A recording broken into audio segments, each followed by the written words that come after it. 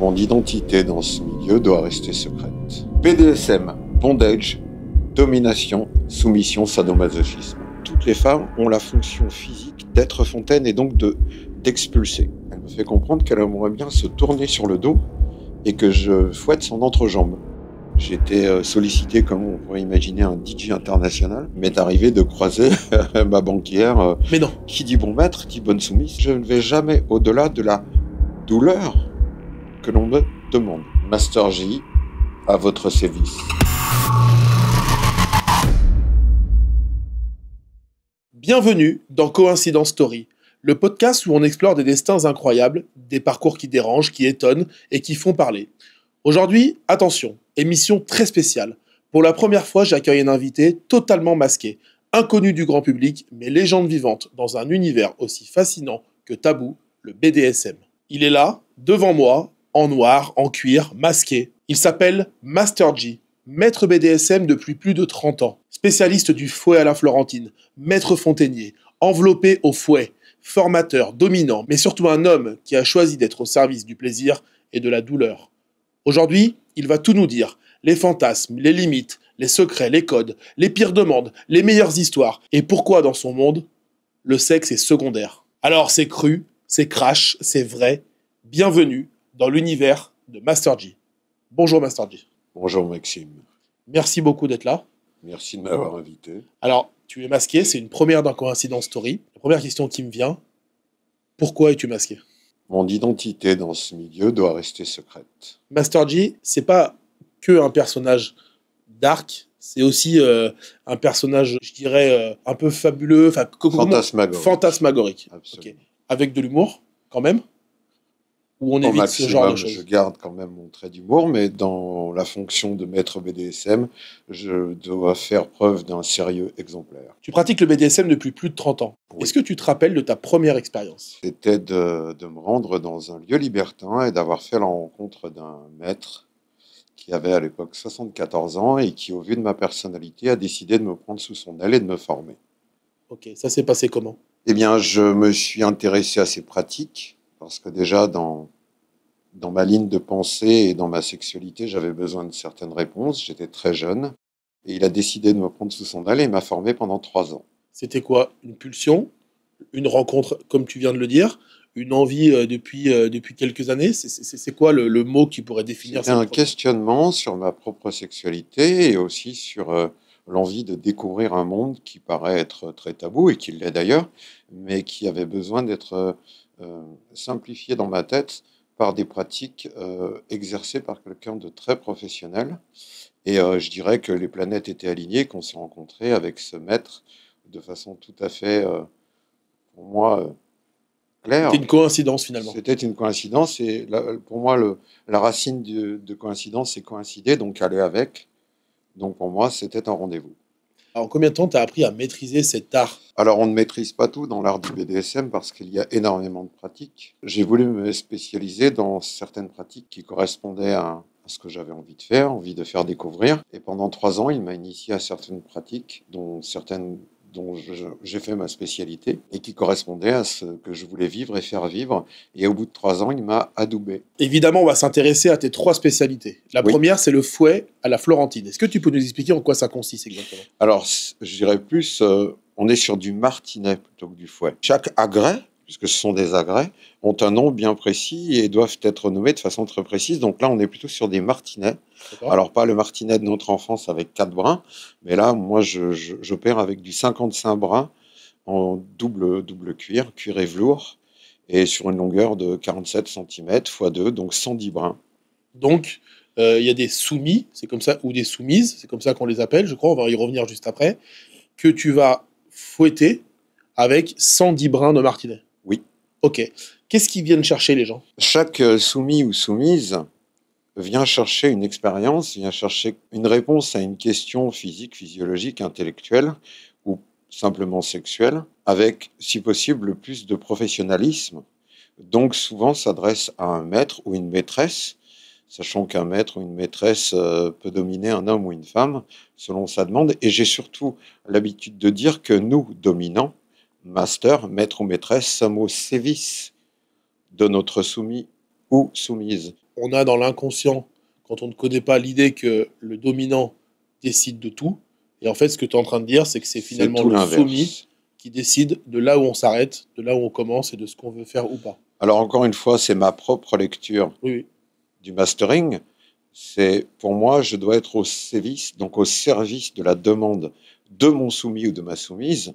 Et donc, c'est moi finalement le soumis à la demande que l'on me fait et dans lequel je dois être excellent, je dois être très précis pour ne pas dépasser, pour ne pas faire souffrir. Parce que l'idée du BDSM aujourd'hui, c'est pas de faire souffrir l'autre, c'est d'être au contact de son plaisir, au contact de ses propres limites, à lui ou à elle, et pas les nôtres. C'est encore une fois ma propre lecture, parce que je pense que c'est une lecture bienveillante, et que dans le BDSM, ça doit toujours être un acte de bienveillance. C'est fascinant. En préparant l'interview, tu m'as expliqué que parfois, le fouet, le martinet, ça pouvait être thérapeutique. Tu peux nous expliquer un peu cette lecture? Il y a plusieurs niveaux dans ce qu'on pourrait appeler la souffrance. Aujourd'hui, une souffrance choisie n'est pas une souffrance. Aujourd'hui, quelqu'un qui veut que je l'initie à l'art de la Florentine, en tant que soumis ou soumise, ça devient patient. Donc, par exemple, quand je suis au niveau 1 avec mes martinets à la Florentine, je vais exercer sur la peau une pression qui pourrait s'apparenter à un massage. Donc, on est dans de la douceur, on est dans quelque chose qui vient piquer l'épiderme, mais qui à aucun moment ne le fait souffrir. Finalement, comme de l'acupuncture. Absolument, et on vient presque enlever une douleur. Et ensuite, bien sûr, dans les différents niveaux, 1, 2, 3, 4, 5, et selon l'agrès qu'on utilise, on peut arriver à de la douleur. Mais encore une fois, jamais de la douleur infligée, de la douleur demandée. Tu me disais, ça m'a quand même marqué, que tu pouvais faire rentrer quelqu'un en transe avec un fouet. Oui, non? Alors, un fouet, ou encore une fois, Ou que ce encore soit une de la fois, un agrès. Florentine, oui, ou alors n'importe quelle pratique BDSM, le fireplay, les aiguilles, chose que je ne pratique pas. Mais oui, on peut faire ce qu'on appelle un subspace, on peut provoquer un subspace, c'est-à-dire un amas d'émotions qui vont faire rentrer la personne dans un espèce comment pourrais-je appeler ça? On va tomber dans les pommes pendant quelques minutes, quelques secondes, quelques minutes, Tellement c'est fort. mais avec beaucoup de plaisir, presque une jouissance, je dirais. Et en fait, on va s'endormir de plaisir sous l'effet d'un agrès, particulièrement, ça peut être la Florentine, ça peut être le fouet enrobé. Ça arrive souvent, ça? Ça arrive quand il y a un niveau de complicité entre le dominant ou la dominatrice et le soumis qui arrive à son paroxysme. Ça, C'est c'est ce le qu'on arrive au bout du maximum. plaisir. Ouais, c'est ça. On ne peut pas avoir plus de plaisir en étant en état de subspace, comme tu l'expliques. C'est cela. On va parler d'une autre spécialité qui nous fascine depuis quelques temps, parce qu'on en a parlé avec beaucoup de gens, c'est la spécialité de maître fontainier, ou on peut l'appeler fontainier, ou on peut l'appeler sourcier. C'est quoi ton rôle exactement? Est-ce que tu peux nous expliquer un petit peu ce que c'est? Puis j'ai des questions un peu plus précises après. Beaucoup de femmes se posent la question de savoir si elles sont fontaines, si elles peuvent avoir cette jouissance personnelle en expulsant ce qu'on appelle la cyprine, et donc avoir une explosion, comme je dirais presque une éjaculation féminine. Et donc, beaucoup de femmes se posent dans le milieu BDSM ou simplement dans le milieu libertin, et peut-être même chez elles, dans leur couple tout à fait traditionnel, ce qu'on appelle les couples vanille, ont envie ou se posent la question de savoir si elles le sont, oui ou non. Alors, ma réponse, c'est que toutes les femmes ont la fonction physique d'être fontaine et donc d'expulser. C'est encore ma lecture personnelle et mon Tu n'as jamais eu expérience. d'échec? Je n'en ai connu, on va dire qu'un, sur peut-être une équation qui n'était pas forcément la bonne entre moi et la personne. Et surtout, ce n'était pas la demande de madame, c'était la demande de monsieur. Ah, donc c'est le monsieur qui t'a Confié, entre confié sa guillemets, femme pour faire en sorte qu'elle révèle sa fontaine. Pour moi, c'est une demande qui doit être tout à fait personnelle. Et là, c'est 100% de réussite. Comment on a l'idée en tant que femme de se dire, eh ben tiens, pourquoi pas? Je dirais que on est tous un petit peu, n'importe quel âge de notre vie, en recherche d'un plaisir nouveau, d'une nouvelle expérience de sa sensualité, de sa sexualité, de la découverte de son corps et de nouvelles envies. Et je pense qu'une femme qui se découvre fontaine peut d'ailleurs le découvrir dans sa sexualité tout à fait classique. Et souvent, ce qui revient, c'est j'ai l'impression d'avoir fait pipi sur moi. Okay. Alors qu'en fait, pas du tout. On n'est pas du tout dans le même liquide. Et ça provoque un plaisir particulier? Elle me rapporte très souvent que c'est un extrême plaisir qu'elle ne connaissait pas jusqu'à présent, qui les englobe psychologiquement complètement, jusqu'à vraiment ressentir un bien-être Maximum. indescriptible par rapport à un autre mode de jouissance. Il faut longtemps pour arriver à cet état de fontaine? Ça peut prendre quelques secondes, ça peut prendre quelques minutes, et ça peut se révéler en une fois, deux fois, trois fois, ou des fois plusieurs semaines, plusieurs mois. C'est pour ça qu'être maître fontainier, c'est savoir être en interaction avec l'autre personne d'une façon très intime, très collaborative, sensorielle, sans jamais bien sûr y mettre le mot sexe, puisqu'il n'y a pas d'acte sexuel, c'est un acte volontaire qui est décidé par la soumise, même si là, on ne peut pas parler d'autre chose que de soumission, puisque je me soumets à une personne qui en a la compétence et qui, en toute bienveillance, va me faire connaître un orgasme que je ne connais pas encore. Alors elle le fait toute seule ou tu le fais pour elle? Je le fais avec elle, je le fais sur elle, je l'invite peut-être même à se découvrir physiquement, avec que ce soit un objet ou ses doigts, pour qu'elle puisse elle-même connaître cette jouissance par elle-même Oui, c'est et ça. pas forcément Avoir besoin guidée de par toi ou quelqu'un. quoi? Qu'est-ce qu'elles te disent, les femmes, une fois qu'elles ont découvert ça? Souvent, c'est une remise à zéro, c'est un reset de toutes ces émotions, positives, négatives. On pose en fait ses bagages au pied d'un maître qui va vous faire découvrir une expérience sexuelle personnelle et qui va vous permettre à vous, en tant que femme, de vous remettre les compteurs à zéro et de vous sentir bien. Qu'est-ce que tu réponds à celles et ceux qui trouvent ça trop intime, trop intrusif? Je dirais que les personnes qui ne sont pas concernées n'ont pas d'avis à donner, que si elles le vivent par elles-mêmes. Aujourd'hui, combien de femmes disent à une autre amie, dans une discussion sexuelle qu'on pourrait avoir avec un ami homme, eh bien, une femme peut très bien dire, écoute, est-ce que toi, tu as déjà connu ça? Parce que moi, je crois que je le suis, mais je ne suis pas sûr. Jamais avant, je n'avais fontainé ou j'avais eu cette impression de Libération. couler, oui, de couler, de me libérer.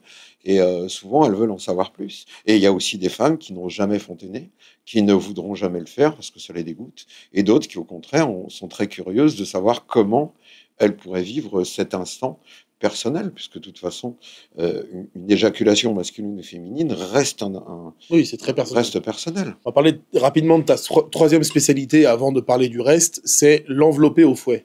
Alors c'est un mot qui est très poétique, Oui. mais qu'on ne comprend pas si on ne le pratique pas. Explique-nous ce que c'est exactement, s'il te plaît. J'ai appris à manier le fouet, comme on pourrait imaginer les cow-boys dans les plaines de l'Ouest. Donc moi, j'ai un fouet de 3,30 m avec une mèche carbone en bout de course. Et donc, j'enveloppe le corps d'une femme ou d'un homme, bien sûr, selon la demande. Et je vais venir ensuite frapper à un endroit bien précis du corps pour créer un petit impact qui va créer une sensation. Alors, pour moi, rarement de douleur, à moins qu'on me le demande, mais il y a aussi plusieurs niveaux de douleur, avec des safe gestures, des safe words qu'on va utiliser, enfin que le soumis, je l'invite à utiliser ces codes pour me demander plus, moins ou stop. Donc en fait, je ne vais jamais au-delà de la douleur que l'on me demande. J'imagine un fouet enroulé autour d'une personne qui vient taper pile un endroit précis. Je trouve que c'est clairement artistique. Mais qu'est-ce que ça provoque de se prendre un petit coup de fouet là où on veut? La finalité du geste et l'impact qui va être donné sur le corps est presque la résultante d'un geste complet qui est justement très visuel. On parlait de romantisme. Moi, j'ai eu une expérience personnelle avec un couple de plus de 80 ans où la dame était habillée style 18e, le monsieur était en chaps, plus de 80 ans, et lui faisait la tirade du temps. Il avait les mains en l'air qui étaient nouées, accrochées. Donc tout son corps était disposé au sévice de sa dominatrice, en l'occurrence son épouse, qui l'enveloppait avec ce fouet également à 3 mètres, qui venait faire des petits impacts pendant que ce monsieur nous contait la tirade du temps. C'était du théâtre érotique, où il n'y a à aucun moment de geste sexuel. Le sourire de la dominatrice qui était impressionnant. Cette tirade du temps dite par ce monsieur de 80 ans, une stature d'homme fort. On était sur 1,90 m, on est sur 110 kilos, une masse, mais avec cette poésie du corps et du verbe qui devenait un moment de félicité. Et je crois que l'audience a applaudi et pleuré pour certains, parce que c'était C'était d'une beauté absolue. À aucun moment il y avait de violence.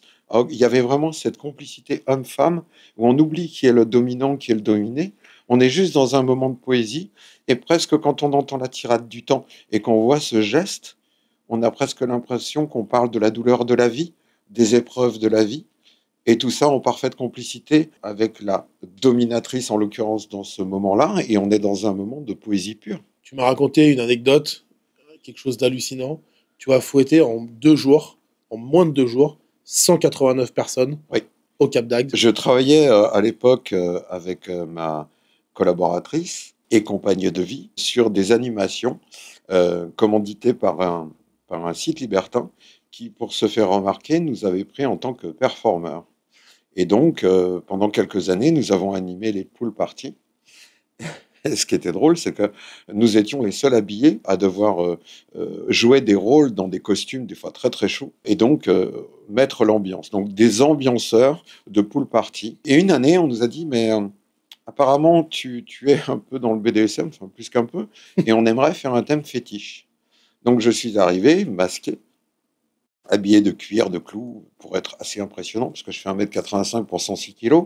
Et donc, à un moment donné, voilà, il faut une certaine stature. Et je me pose avec mes 2 martinets, donc mes floggers, pour que les gens comprennent, attachés dans le dos. Les gens me voient déambuler comme ça à 40 degrés, et avec un air assez intouchable, plutôt sérieux, énigmatique, parce qu'il faut un sacré degré de charisme Bien aussi sûr. pour incarner Là, je te le confirme. le dominant. Celles et ceux qui nous regardent ne se rendent pas compte. Je parle quand même à un mec dont je ne connais quasiment rien.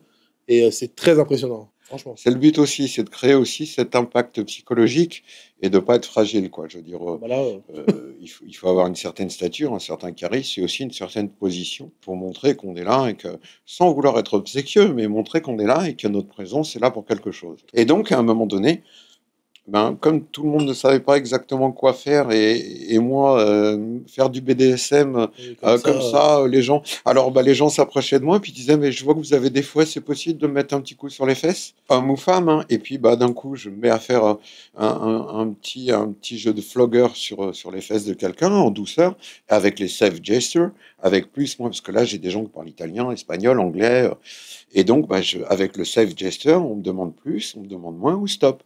Et je fais ça 1 fois, 2 fois, 10 fois. Il se trouve qu'au bout de 2 jours, j'ai fouetté 189 personnes et que j'ai épuisé complètement mon organisme. Oui, on va en parler.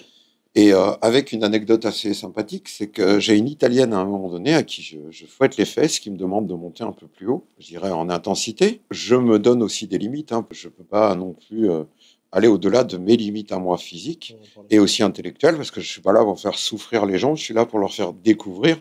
C'est une initiation. Et à un moment donné, elle me dit en italien, elle me fait comprendre qu'elle aimerait bien se tourner sur le dos et que je fouette son entrejambe. Donc je m'exécute, je le fais avec beaucoup de douceur et je la vois à un moment donné partir en arrière avec la tête, avec des respirations très fortes et elle se met justement à avoir une fontaine à plus de 3 mètres et d'arroser tout le public, moi y compris. Et donc là, je me retrouve avec pas loin de 1000 personnes, dont les 200-300 qui étaient autour et qui se mettent à applaudir et, comme si c'était une performance. Et d'ailleurs, c'en est une. Et donc c'était une anecdote très marquante pour moi comme pour elle et le public qui était présent. Tu as coutume de dire que ce métier est épuisant physiquement et moralement, peut-être même psychologiquement. Il faut une certaine distance avec sa propre personnalité et le rôle qu'on incarne. Moi, étant neuroatypique et hypersensible, je dois, pour être excellent dans le travail qu'on me demande de faire, puisque c'est un travail qui est finalement dangereux, donc on doit le maîtriser parfaitement pour ne pas mettre en danger la personne en face. Donc ça me demande à moi de prendre une certaine distance psychologique, et je sais que je vais mettre moi-même mon corps à dure épreuve. Il y a des charlatans dans ce métier. Il y a des autoproclamés. Et ça, c'est dangereux. C'est très dangereux, puisque il m'est arrivé un jour d'avoir une personne qui n'osait pas me demander parce qu'elle faisait partie de mes connaissances, et m'a dit, c'est une personne qui avait 45 ans à peu près, qui m'a dit j'aimerais découvrir le BDSM, mais je n'osais pas te demander, donc je suis allé sur Internet, j'ai trouvé quelqu'un qui m'a invité chez lui et qui, au bout de à peine quelques minutes, l'a obligé d'avoir des relations sexuelles, alors que dans le BDSM, c'est pas du tout le sujet. C'est pas du tout. En fait, le sexe est complètement secondaire. On est vraiment sur un travail sur le corps, sur l'esprit. On n'est pas du tout sur de la. Enfin, pour ce qui me concerne et pour beaucoup d'autres maîtres dont c'est vraiment un art de vivre, On n'est pas sur de la sexualité. La sexualité peut être ensuite avec sa partenaire ou son partenaire, mais en principe, les maîtres, qu'ils soient hommes ou femmes, et les soumis n'ont pas de rapport sexuel Voilà pour ça. direct. On est vraiment sur un travail sur le corps et l'esprit, pas sur un acte sexuel. Voilà. Comment on fait pour choisir un bon dominateur ou une bonne dominatrice? Il y a des avis Google, il y a quoi? Il y a l'expérience des gens qui nous entourent et qui vont recommander une personne. Ça a souvent été mon cas, où il y a de nombreuses années en arrière, j'étais invité dans même d'autres pays limitrophes, comme la Belgique, la Suisse ou l'Allemagne, où je venais avec ma spécialité, justement, exercer sur les personnes qui étaient bien sûr consentantes, avec ces initiations, en leur expliquant bien que c'est quelque chose qu'elles doivent désirer avant tout, pour que moi, je puisse accomplir de la meilleure façon la chose qui m'est demandée. Ok. Qu'est-ce que tu refuses de faire catégoriquement? Un jour, j'ai eu une demande d'un pseudo-maître qui voulait en savoir plus, qui me dit ouais, je vais apprendre à frapper ma compagne et donc qui serait ma soumise, en l'obligeant à faire des choses parce que je suis sûr qu'elle peut dépasser ses limites. Et à coup de milliers d'euros, je lui ai dit non, je ne le ferai pas parce que ce n'est pas déjà la condition à laquelle il faut répondre pour être un bon maître. Et qui dit bon maître dit bonne soumise, c'est-à-dire un couple qui s'entend, un duo, que ce soit un couple ou des partenaires, c'est une équation à deux. C'est quelque chose qu'on décide ensemble, et à aucun moment le maître ne doit faire subir à sa soumise ou dominatrice à son soumis quelque chose qu'il n'a pas souhaité. Et lui était dans une équation qui n'était pas du tout la bonne, qui était je suis sûr qu'elle peut dépasser ses limites et je voudrais aller lui infliger certaines C'est lui douleurs. qui pensait à sa place presque. Oui, et à un moment donné, je lui ai dit, mais je refuse, parce que ce n'est pas du tout ma façon de penser d'exercer cet art. Et quels que soient les milliers d'euros que tu pourrais poser sur la table, C'est pas je ça le ne sujet. t'initierai pas à cela, parce que ça ne fait pas partie des codes, et encore moins de la bienveillance. Est-ce que tu as déjà eu des accidents ou des moments où tu as eu peur pour tes soumises? Alors, oui, en principe, c'est aussi ça, c'est le savoir-faire, la détection du mauvais safe gesture ou du mot de sécurité. Il m'est arrivé une fois avec une partenaire très complice, et sur sa demande d'avoir un acte avec un agrès qu'elle avait choisi, et j'ai senti dans son comportement gestuel et sans safe gesture, sans geste de sécurité, que, que son corps n'était pas prêt à prendre À le recevoir. geste, et pourtant elle ne m'en donnait pas l'indication. D'accord. Mais j'ai senti, grâce à mon expérience et justement cette complicité qui était la nôtre en ce moment, que le geste n'était pas bon, pas bien donné, pas bien reçu. Et donc c'est moi qui ai re-questionné, toujours avec un vouvoiement et beaucoup de respect, si elle était vraiment apte à recevoir ce geste à ce moment. Elle m'a dit non, effectivement, maître, je me suis trompé, je pensais vouloir ce geste, et j'ai eu je dirais, le réflexe de ressentir, c'est là à quel point on ressent le corps de l'autre. On est capable, à travers le geste du corps, le mouvement du corps, de ressentir les sensations de l'autre et de savoir si on a posé le bon geste ou pas. Alors il y a des codes pour Bah oui, ça. mais ça. Il y a des codes qui disent plus, moins ou Oui, stop. c'est simple. Ça peut être fait Mais avec la peut-être qu'il parole ou n'ose avec pas, des gestes. peut-être. Non, je pense qu'elle était dans sa propre équation de se questionner si elle devait ou pas. Et moi-même, j'ai ressenti qu'il y avait cette hésitation. Et il ne doit pas y avoir d'hésitation. Tout doit être très précis. Il y a une vraie responsabilité dans ce que tu fais. Et d'ailleurs, tu m'as parlé un petit peu avant de checklist BDSM. Oui. Tu peux nous expliquer ce que c'est pour vulgariser un petit peu ça? Quelqu'un qui s'intéresse au milieu du BDSM doit déjà se renseigner. Alors là, c'est simple. Aujourd'hui, Google est mon ami. Checklist BDSM, elle existe en plus de 50 langues. Et c'est la même partout dans le monde. Et en fait, il y a, je crois, 140 pratiques avec 5 niveaux, donnés et reçus. Qu'est-ce que j'ai envie de donner, de recevoir, que ce soit le baiser, que ce soit l'ordre à distance, que ce soit la caresse, le geste posé de la main sur... Vous mettez d'accord avant. Oui, En fait. bien sûr. En fait, on coche. Je dirais même que la meilleure façon de démarrer cela, c'est d'avoir la checklist avec sa partenaire ou sa complice ou sa soumise ou son soumis et son dominant, etc. Et de remplir cette fiche et d'en parler. Alors, on peut en parler avant même de commencer quoi que ce soit et de dire, bah tiens, je savais pas. On va parler de l'exemple d'un couple. Chérie, quelles sont tes attentes sexuelles dans l'élaboration de notre vie amoureuse? Bah écoute, tiens, je vais parler de l'anulingus, par exemple. Bah, il fait partie de la checklist en disant recevoir ou donner. Oui, c'est OK. Est-ce que je suis prêt à donner ou recevoir ce geste? Est-ce que je l'ai déjà fait? C'est ça un petit peu le principe de la Ok. checklist aussi, c'est de dire est-ce que je l'ai déjà fait? Est-ce que j'ai envie de le faire? Est-ce que j'ai très envie de le faire? Est-ce que j'ai juste envie d'être initié à ce geste? Et il y a plus de 140 points qui vont du plus soft au plus hard. Et donc, il suffit, entre guillemets, presque de cocher comme un test de mots croisés, Très bien. enfin un test qu'on pourrait trouver dans un bouquin, à dire oui, Ok, non, je veux, je ne veux pas. entendu. Et voilà. Et une fois qu'on est d'accord, ben, on s'initie, on va voir des gens dont c'est la spécialité pour qu'ils nous apprennent à le faire. Master G, Oui. qui sont tes clients? Le mot client est peut-être le bon, mais c'est pas celui que je ressens en ce moment. Je veux dire, c'est une expérience qu'on. Alors, tu peux parler de client parce que souvent c'est un geste qui est Tarifé. professionnel et donc tarifé. Donc oui, on peut parler de client.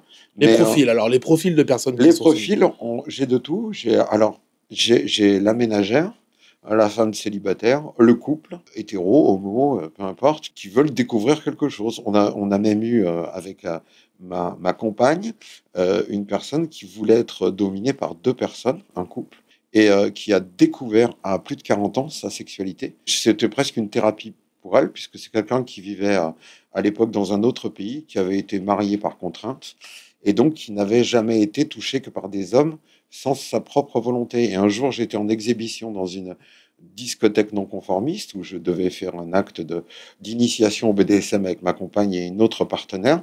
Et cette personne est venue nous voir à la fin.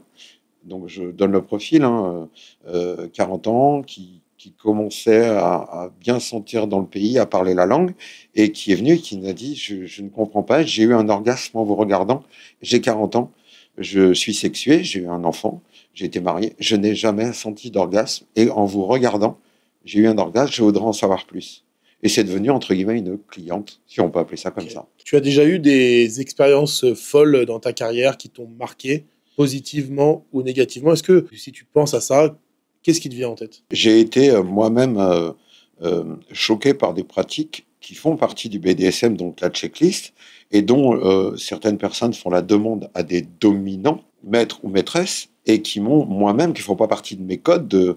Alors, on ne montre jamais ses émotions dans une soirée BDSM. Ni en étant dominant? Non, même en tant que, comment dire, je viens regarder, je suis invité à une soirée, j'ai la chance d'y être, j'apprécie ce que je vois ou je ne l'apprécie pas, mais je n'ai aucun droit de montrer physiquement ou avec la parole mon mécontentement. Je respecte. Et ce qui m'a choqué, c'est par exemple les séances de ballbusting sont pour moi d'une Ah, violence. qu'est-ce que c'est du ballbusting? Coup de pied au niveau des parties pour les hommes avec souvent des bottes en cuir d'une Bah, marque que je ne merde. citerai pas, mais voilà, un petit peu ce que j'ai au pied aujourd'hui. Ouais, oui, d'accord. Donc autant dire que voilà, ce sont des bottes qui Mais des sont coups de pied ou des petits coups de pied nounais? des coups de pied d'une force des fois inconcevable pour le commun des mortels. C'est-à-dire on imagine qu'on va shooter dans un ballon de foot et qu'on doit l'envoyer de l'autre côté du terrain. Et ça, à 5, 6, 10, 15 reprises dans les parties d'un homme. Et sachant que c'est la demande de l'homme. D'accord. Bah, quand on voit les joueurs de foot qui se roulent sur des terrains quand ils se prennent une petite béquille, on se dit que peut-être Voilà. c'est un petit peu joué, puisqu'on peut supporter Oui. ça. C'est ça. La personne qui le demande jouit Veut même, ça. a même C'est un pas vrai. contentement psychologique et sexuel absolu, et voire même tomber en subspace de plaisir, parce que c'est sa demande. Et là, je suis moi-même choqué. J'ai également assisté des enroulés au fouet, donc une de mes spécialités, où la personne demande l'ouverture même et avoir une plaie ouverte.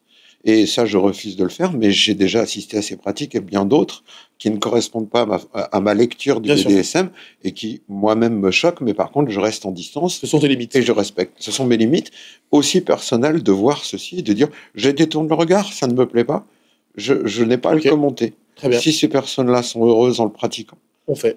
Ils font. T'as voyagé de partout. Oui. T'as été invité de partout dans les plus grandes soirées BDSM.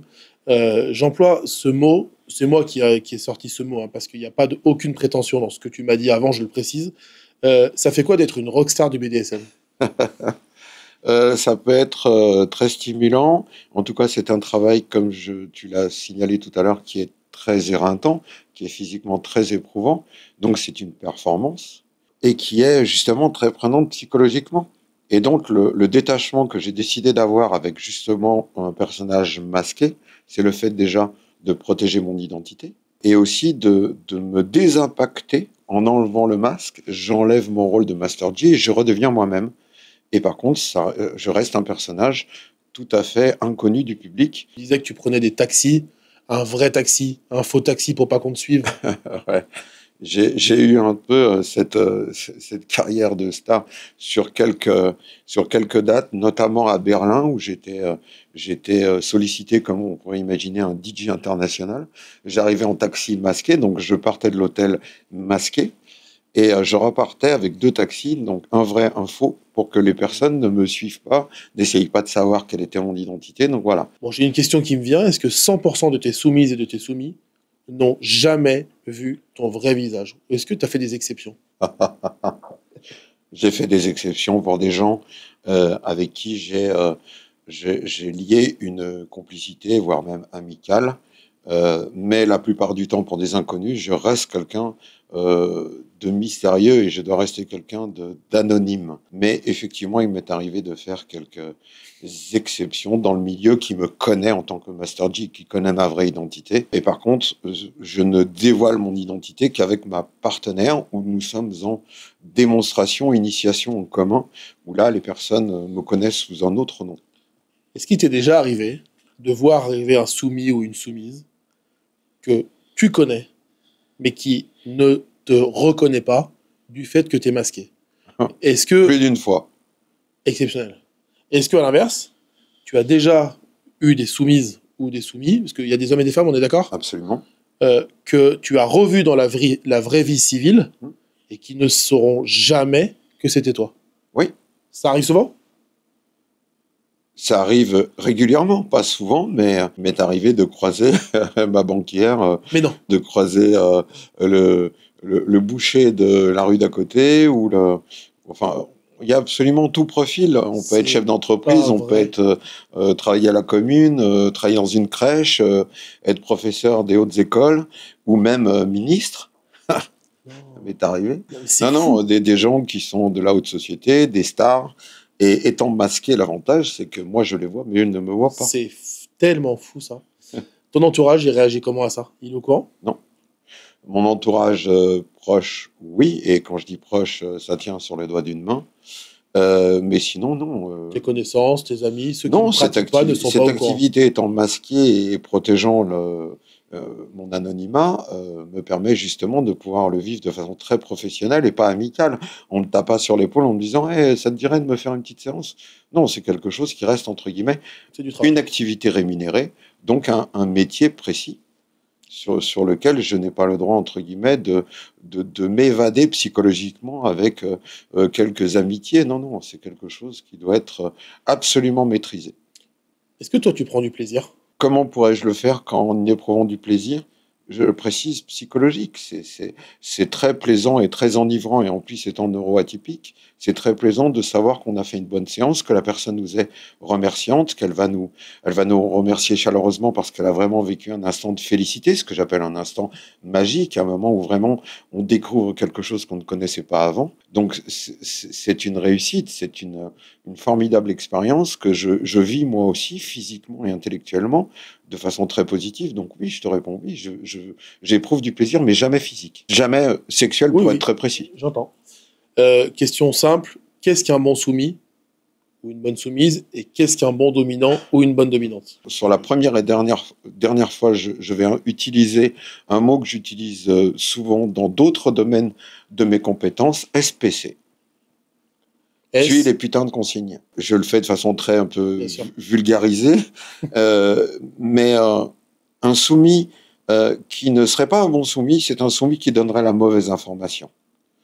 Je suis en train d'exercer un agrès sur lui, d'une façon très précise, avec des safe gestures, donc des gestes de sécurité.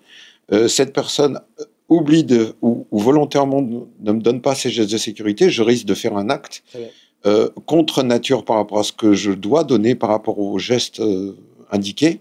Et donc, un mauvais soumis tournerait par exemple la tête à un moment donné où il ne doit pas le faire, et du coup se prendra un coup sur le visage avec un martinet. Dangereux. Mais peut-être que lui le souhaite. Mais en tout cas, il a donné les mauvaises informations, donc c'est un mauvais soumis. Un mauvais dominant, c'est très simple. C'est quelqu'un qui cherche à faire du mal. C'est quelqu'un qui va avoir une pulsion sexuelle en frappant sa partenaire ou sa soumise de l'instant, puisque c'est la soumise à cet instant qui porte ce nom et lui le dominant, le maître, qui va être souvent autoproclamé et qui dit bah moi je vais prendre un fouet, je vais taper n'importe comment et faire du mal. Et ça pour moi c'est un geste de déviance absolue qui ne fait surtout, et je veux pas que ce geste rentre ni dans ma communauté ni dans les choses qu'on pourrait me demander. Est-ce que ce métier peut évoluer, tu penses? Il est en constante évolution pour la bonne et simple raison que la checklist est infinie, que les pratiques sont infinies et que ce dont je n'ai pas envie aujourd'hui pourrait arriver demain. Donc, tout est un apprentissage permanent et c'est presque un art de vivre. Selon toi, pourquoi le BDSM? D'ailleurs, on va rappeler ce que veut dire BDSM. BDSM, bondage, domination, soumission, sadomasochisme. Pourquoi le BDSM est encore tabou en 2025? Il est de moins en moins puisque aujourd'hui, dans les clubs non conformistes, les clubs libertins, les clubs échangistes, je fais bien le distinguo entre les trois, on parle de plus en plus justement de découverte de sa sexualité et donc de plus en plus jeunes, puisque les gens qui fréquentaient ces établissements, il y a ne serait-ce que 20 ans, 15 ans en arrière, étaient des gens qui dépassaient la trentaine, voire la quarantaine. Aujourd'hui, on arrive à voir des gens de 20 ans fréquenter ces milieux parce qu'ils sont en recherche d'une sexualité nouvelle, de quelque chose qui les intéresse sur leur propre identité sexuelle avec leur partenaire. Donc le BDSM fait partie de cette envie de découverte. Okay. D'où l'intérêt aussi de faire attention justement aux gens autoproclamés qui se font plaisir d'abord à eux avant de faire plaisir et qui ne sont pas au sévice de la demande et inversement tout à fait contrarié, c'est-à-dire c'est moi qui me fais plaisir en tant que dominant ou non, c'est pas du tout le cas. Donc c'est pour ça que c'est important d'aborder ce sujet de façon très précise, très réfléchie et en accord parfait avec l'autre. J'ai une dernière question. Quel conseil tu donnerais à celles et ceux qui veulent se lancer dans le BDSM à titre amateur, à titre professionnel? Quel est le conseil le plus important à écouter? C'est de s'adresser à quelqu'un encore une fois, pas autoproclamé, mais qui a légitimité sur ses façons de faire et surtout sa bienveillance. Je suis invité ce soir sur ton plateau. Autant te dire que je me tiens à disposition des gens qui voudront en savoir plus. Comment on fait pour te contacter? On passe par toi. Vous avez le compte Coïncidence Story, vous m'envoyez un petit message et on fait passer les coordonnées à Master G. Moi, je fais juste le transfert, je ne prends pas d'apport d'affaires. Master G, est-ce qu'un jour tu raccrocheras ce masque? Je raccrocherai ce masque quand l'envie me passera justement de donner et de transmettre. Et peut-être qu'un jour, c'est moi qui adouberai quelqu'un comme on l'a fait pour moi. C'est ce que tu veux faire? C'est ce qu'un jour il y arrivera si les planètes sont alignées. Merci à toutes et tous d'avoir regardé ou d'avoir écouté en podcast ce nouvel épisode de Coïncidence Story. C'était passionnant, un peu glaçant. Mettez-nous vos commentaires. Si vous voulez contacter Master G, évidemment, envoyez-nous un message. Merci de nous avoir fait découvrir ton univers. Merci pour ta sincérité. Merci pour ton charisme. C'est assez impressionnant, je ne te cache pas. Et merci de nous avoir éclairé sur des choses qui sont parfois critiquées, souvent, je pense, et souvent méconnues. N'oubliez pas de vous abonner. À la semaine prochaine avec un nouvel invité. Et Master G, vu qu'aujourd'hui tu es dominant, je te laisse le mot de la fin. Vivez votre sexualité et vos envies comme vous le pensez, avec les bonnes personnes, et toujours pensez à un maître mot de sécurité qui est la bienveillance. Master J, à votre service.